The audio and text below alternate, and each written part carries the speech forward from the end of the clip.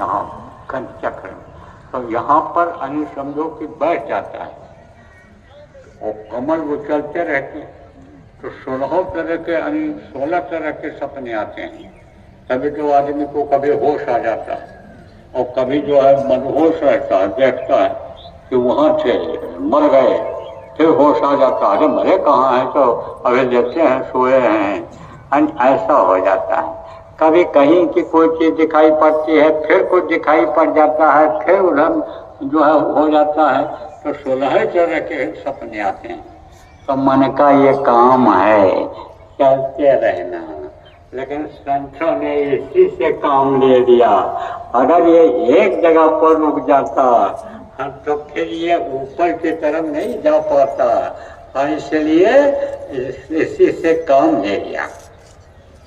कभी तो कहा कि सारा काम करो, लेकिन जब सुमिरन करो